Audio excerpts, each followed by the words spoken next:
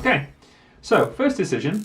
Wester's got an interesting choice of what club to play at trick 1. They can see the queen on the dummy, but they don't know where the king of clubs is. Now the instinct might be to play the ace, but the correct card is actually the jack, because they can see the queen on the table and their partner's led a low club which promises an honour. There is a possibility that 3 of clubs is a singleton, but more often than not, a low card will promise an honour rather than a singleton. It's statistically the most likely thing. The idea being the jack of clubs wins and then the ace is still preserves to kill the queen later. If you play the ace and then a club back, if declarer has the king, you've set the king and queen up for them, and if your partner has the king, you didn't need to play the ace. So in both instances, the ace is the wrong card, the jack is the correct card. So of course, if it's a singleton, you wish you took your ace and give your partner a ruff, but it's less likely that way. So we play the jack, which wins the trick. That tells us our partner does have the king.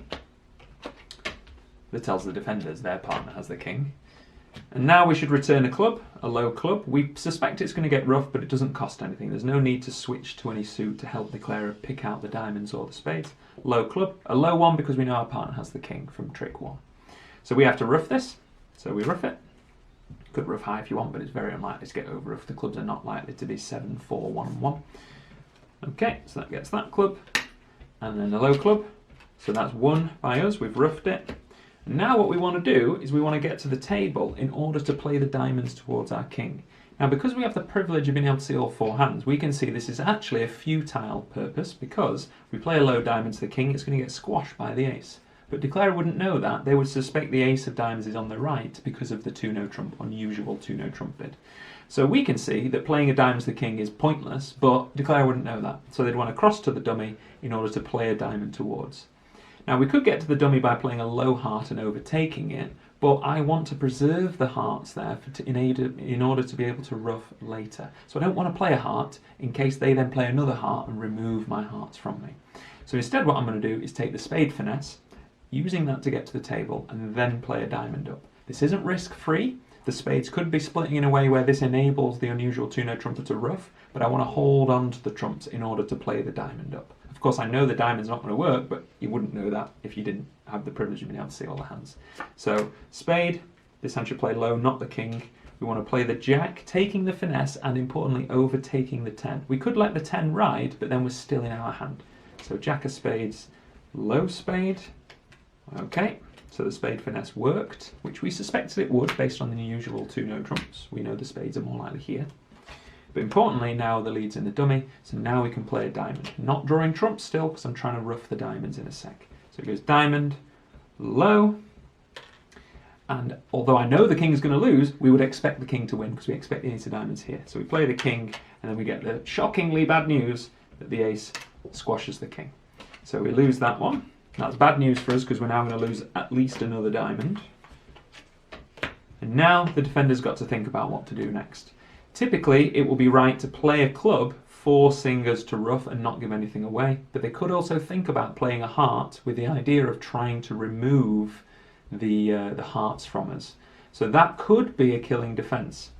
So if this defender switches on to playing a trump, it might be that it plays a trump, we win, we play another diamond voiding the dummy, and then they play yet another trump, reducing our trumps down to 1 and stopping us from roughing these diamonds. That will be good defence. So I'm going to suggest this defender switches on to that.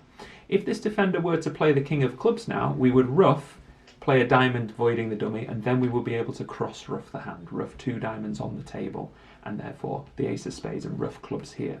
So if the defender switched to trumps, this might harm us, and in fact will harm us, as you'll see. So low heart, we can play low. Gets covered by the 6, we win with the 8, say, doesn't matter, they're all big. But that's bad news for us, because we're now stripped down to just 2 trumps, and we have 1 diamond we're definitely going to lose, and 2 diamonds we're going to lose unless we trump them. So we need both of those trumps to deal with both of these diamond losers, and the defenders are trying to strip us of those trumps. So we lose the diamond, this hand plays the 10, plays low, and importantly for the defenders, the person with the trumps left is going to win the diamond. If this hand had won the diamond trick just now, they wouldn't be able to play any more trumps, but they can let their partner win the 10, and now you can see the killing defence in action. They've won 3 tricks now, they've won 2 diamonds and the club at trick 1.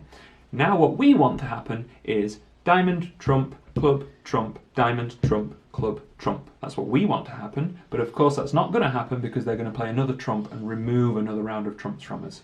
So we play a heart. That's really bad for us because now it's heart, heart. This hand discards something, doesn't matter, probably a diamond. And we have to win. We've got to choose where to win, but it's not good news. We want to win here so we can trump a diamond, so we win in our hand. But now we've been stripped of 2 of our 3 trumps on the dummy, and we cannot ruff both of these. We can only ruff one of them. So now we have basically no chance to make the contract unless it goes queen of spades, king, ace, and then the 8 becomes a winner in order to discard this losing diamond. Now we know the king of spades is on our left, so now our last chance is a very specific layout of the cards, and that is, it goes queen of spades. If it goes king and ace, we need the 9 to drop, which makes our 8 a winner. We can play the 8 and throw a diamond away. Or we could go queen of spades, they don't play the king, we play low, and then we ruff a diamond, cash the ace of spades, and throw one of our diamonds away. So because they've took our trumps from us, we need the spade discard to be able to get rid of one of these diamond losers. So our only chance now, if we trump a diamond, we then trump a club, and we're ending up with this diamond in our hand, we've got a loser. We can't avoid it. So we have to take this risk.